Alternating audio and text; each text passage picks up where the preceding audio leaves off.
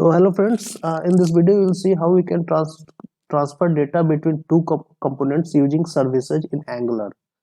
So as you can see on the browser, there is a first component and second component. First component is calling a set ID method on the service present in the service and update the ID, and that particular ID will be reflected in the second component. So this is the way to the example of the data transfer between components using service.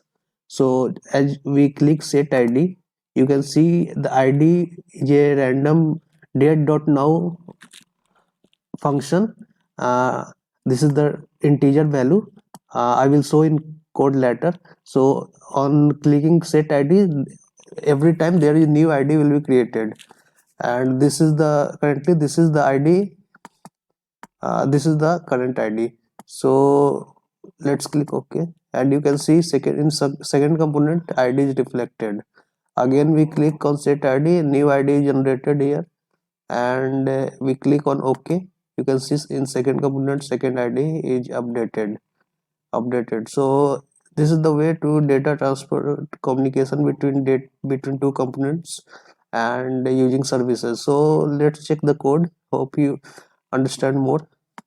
And so this is our project, and you can see I have a new service.ts file. You can also create a service by typing this command ng generate service and name of the service. You can type name here, and after entering, uh, you can create a command service by entering any name.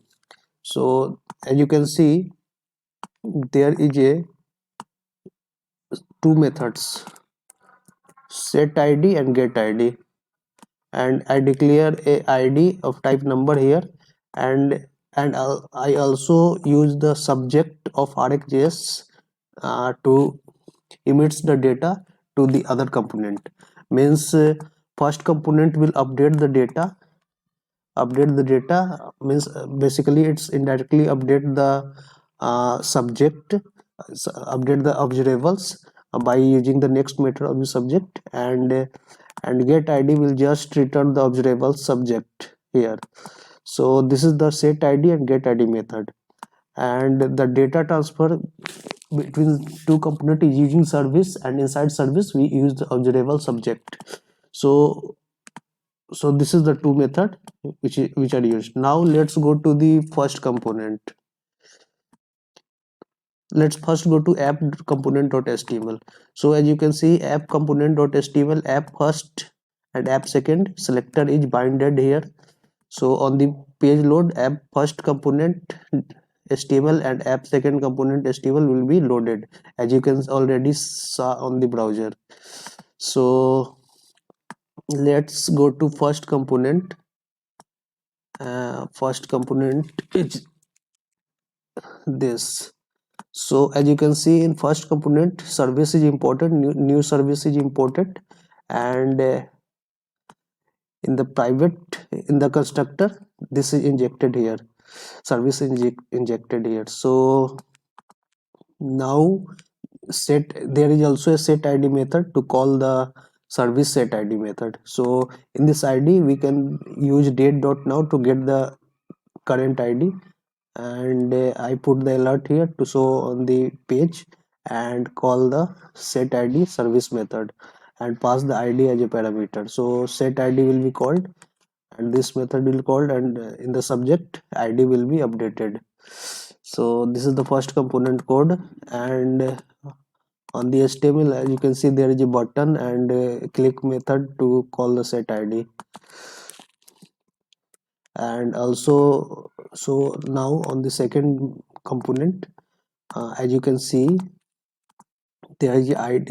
Here also we imported the new service, and in the constructor we injected service, new service, and we already defined id of type number here. And on page load component, when the component load, we just call the service get id method to subscribe that particular subject, and after the result, the response is binded into id. So this component is subscribed to that particular get id method, and the response is binded into id. So whenever first component is update the id, second component have the latest id. So this is the way of communication between two component using services and observables. And the second component, here is id is binded. So this is the way to communication between two component. Hope you like this. Hope I it helps you.